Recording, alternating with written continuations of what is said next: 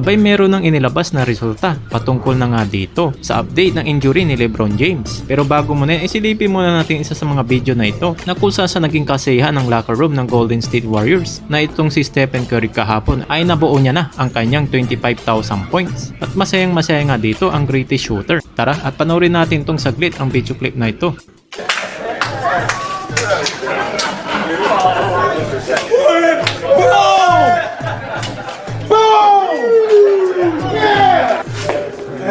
That's a hell of a fight. That's a hell of a fight. That's a big time. It's kind of ironic, but on the night Steph gets his 25th thousand three. 25,000.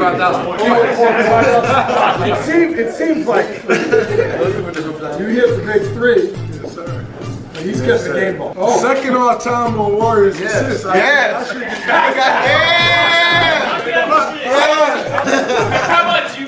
I also have assisted him on the most buckets, so there go another one.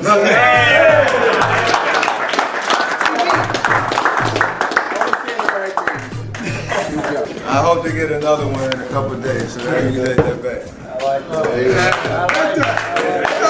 Oh, sign it for At ngayon ay pag-uusapan naman natin dito ang injury ni LeBron James laban na nga sa Boston Celtics. Well, matapos nga nito ni LeBron na mag-left in the game with 7 minutes left, na itong si Dave McMenamin ay after the game ay inireport na agad itong bagay na ito, na kung saan sinabi niya naman sa tweet, it is early to nga daw to project an accurate timetable at gaano nga daw katagal mawawala itong si LeBron nang dahil na nga dito sa kanyang left growing injury. Pero ayon nga daw dito sa isang source ng kanyang ditong narinig, ay baka nga daw itong si LeBron James ay mawala ng 4 weeks, not for a few days para nga dito sa Los Angeles Lakers. At yung mga pre, kumalat na nga kaagad sa mga NBA world. At dito naman sa post-interview ni LeBron James, karamihan naman dito siguro sa inyong mga pre ay napanood na nga ito, ay iba nga ang kanyang sinabi patungkol na nga dito sa kanyang pag-update na kanyang ditong injury. At sinabi niya mga pre ay not much concern at day to day nga lang daw siya. Itong iniisip ni LeBron patungkol na nga sa kanyang na-sustain na injury, hindi daw katulad ng ibinalita ni McMenamin na out na kaagad daw for a few weeks nga daw itong si LeBron James. Pero ngayon ay malalaman na natin yan dahil nga itong si LeBron ay na-check na ang kanyang growing injury mula yan sa source mismo ng Los Angeles Lakers na ibinalita na nga dito ni Shams Charania. Pakinggan natin dito mismo mga pre ang buong detalye ng kanyang mga sinabi.